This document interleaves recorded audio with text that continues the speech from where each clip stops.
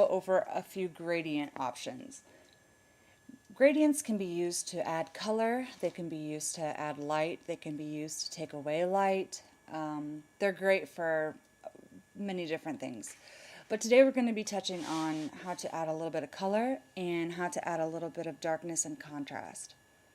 So in this photo, as you can see, the sky has been a little bit washed out here. So we're going to add that back in. We're going to click our gradient tool up here in the upper right hand corner. And as you can see, our sliders have automatically gone to different variations. So I'm just going to kind of bring those back just to have a good starting point. Okay, so if you go over here to your photo, you can see your little X. And what we're going to do is we are going to drag that. So we're going to click and drag. And we're going to try to go along with the building angle. Okay. Now we can change our color to blue because obviously we're going for blue sky, and we'll bring down our exposure a little bit. And as you can see, that's starting to work, but we have a very weird gradient, if you will. We want it to be a solid blue. So this is one of the ways you can make that a solid blue. We're simply going to drag the top bar down. If you don't have your angle quite right, you can drag your middle bar up and down to rotate that angle as well. Okay, so we're going to bring this real close to the building. Okay, good. Now, if I click done, we see that we have this really weird line as transition, and we don't really want that, obviously. So we're going to go back into our gradient. We're going to click back on our node, and then we're going to drag this down a little bit farther. We want this to look as seamless as possible. There we go.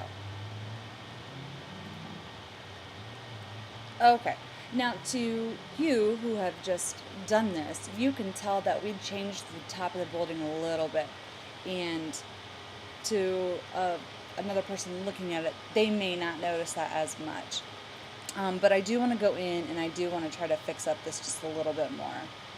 So I'm going to click on my gradient again, and I'm just going to drag this down just a little bit more. Okay, good.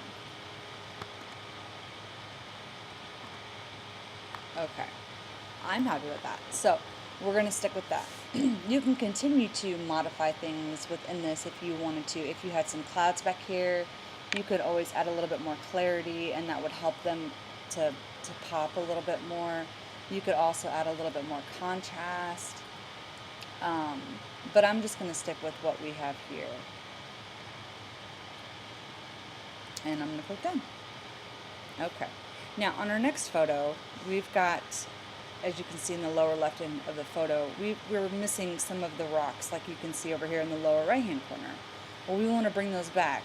I don't want to change my color, and I don't want to necessarily change my composition. So I'm going to just try to see if I can't add that back in. Again, I'm going to click on my gradient tool, and I'm just going to kind of give it a nice long exposure there.